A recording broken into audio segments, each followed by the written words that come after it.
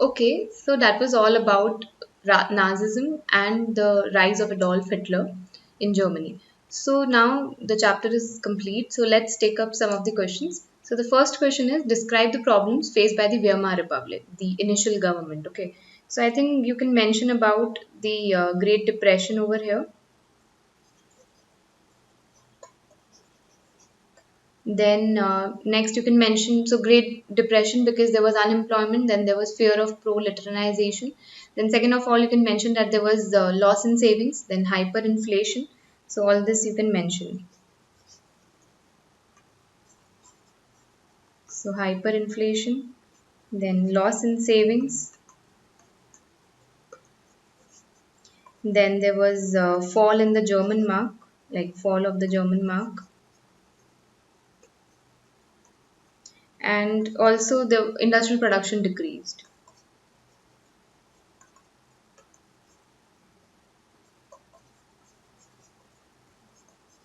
Okay, so all of these points you can mention it in detail. Now let's take up the next question. So the next question is, discuss why Nazism became popular in Germany by 1930. So what all you can mention is, so you can mention that how Hitler rose to power, then and what all promises he made. So one of the promises was that he will undo the injustice of the Versailles Treaty and he'll create employment in Germany. So basically the story will be revolving like the answer should be revolving around how Hitler rose to power. So just describe that in detail.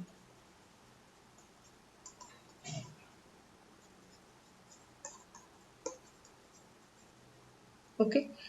Next up, we have what are the peculiar features of Nazi thinking. So here you can mention the racial hierarchy that first of all you have the pure Aryans and there are other races in between and last you have the Jews. So the racial hierarchy, then Lebensraum, then Darwin's theory that was based on Darwin's theory that is selection of the like selection theory, survival of the fittest. So all of these you can mention. So racial hierarchy, then survival of the fittest,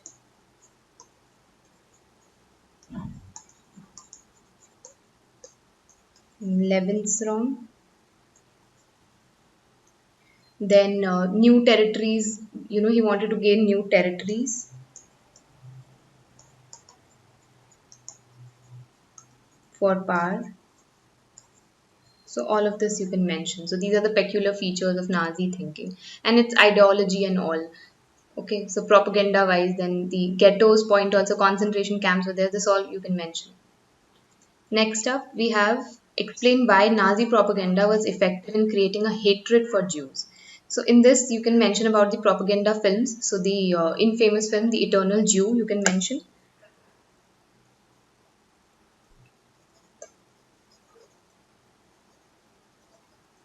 So propaganda films. Then the Orthodox Jews, they used to wear kaftan, so that's how they were distinguished.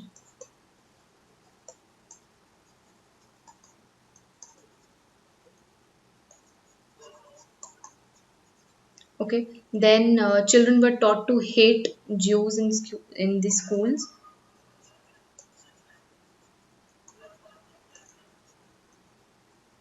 Hatred towards Jews. Then the Jews were abused, then they were marked, and then there were stereotypes. All of this you can mention.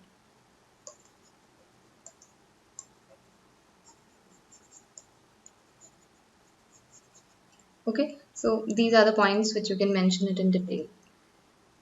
Next up, we have explain what role women had in Nazi society, and then you have to compare and contrast this with the role of women in the French Revolution. So, if you talk about women in Nazi society, their only role was to produce more and more pure, children who were on the who were of the pure Aryan bloodline. So that was the main role. So, women in Nazi society, they were to serve and nurture their family. So, that was the only role the women had.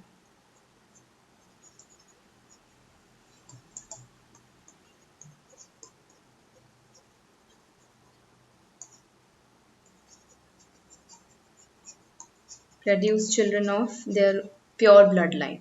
But when you compare this with the role of women in the French Revolution, so there they were active participants in the French Revolution. Okay, so in French Revolution, women were active participants. They though they so why were they active participants? Because they didn't have the right to vote. They were not getting the the very basic fundamental rights. They were not getting. So they didn't have access to education or jobs. Then their notable demand was right to vote and equal wages. So that's how the role of women was in Nazi society and French Revolution. So that's how different it was. So do mention that they were active participants, but they didn't have access to education,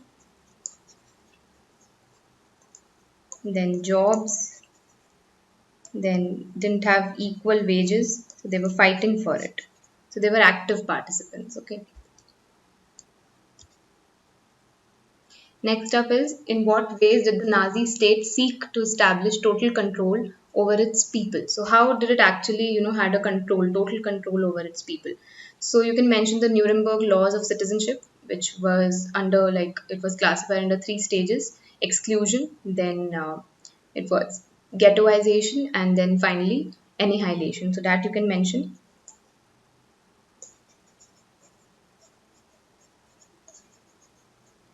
So Nuremberg laws of citizenship, then the propaganda, like how media was supporting it, then the racial hierarchy, so racial utopia, okay, then the youth in Nazi, so how was the children like, then women, so that all you can mention. So youth in Nazi, then so you remember that the children were actually forced to join the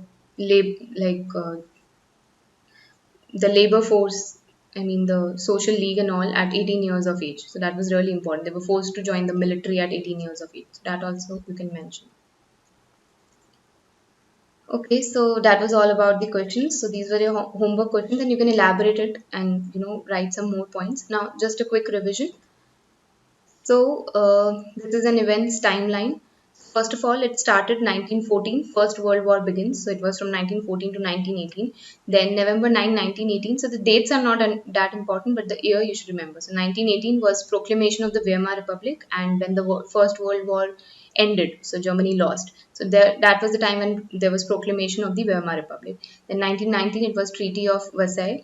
Then, 1933, Hitler became Chancellor of Germany. Then 1939, Germany invades Poland. 1941, Germany invades the USSR. Then 1941, there was mass murder of the Jews, so mass killings.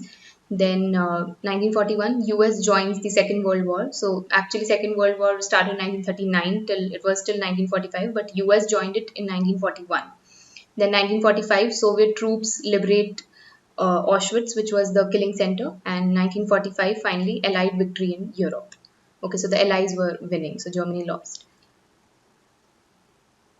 Next, an elaborate quick revision. First of all, Germany fought the First World War alongside the Austrian Empire and against the Allies. Then socialists, Catholics, and Democrats, they were all supported the Weimar Republic, and they were mockingly called the November criminals. So they were against the main idea. The Great Economic Depression, which happened in between 1929 and 1932, so that gave rise to political radicalism. Then Hitler took over the German Workers' Party, and he renamed it as the National Socialist German Workers' Party, which later came to be known as the Nazi Party. Then it was actually Weimar Republic's president Hindenburg who offered the chancellorship on 30th January 1933 to Hitler. So do remember that was the president of Weimar Republic. Then Nazis wanted a society of pure and healthy Aryans, Nordic Aryans, only the Germans, not even the physically and unfit Germans. Then finally, at the age of 14, boys they had to join the Nazi youth organization, so the league which I was talking about, where they were taught to worship war, then glorify aggression and violence, then condemn democracy and hate Jews, communists, gypsies, and all. Uh, Even the Poland people. So Poles. Then finally, the Jews, Gypsies, Blacks, Poles, Russians. There were some groups that were widely persecuted, and they were termed as undesirable people. So this was all about the chapter Nazism and Rise of Adolf Hitler. So I hope you would have got, like, you would have understood everything. So that's all for today, and have a nice day. Bye bye.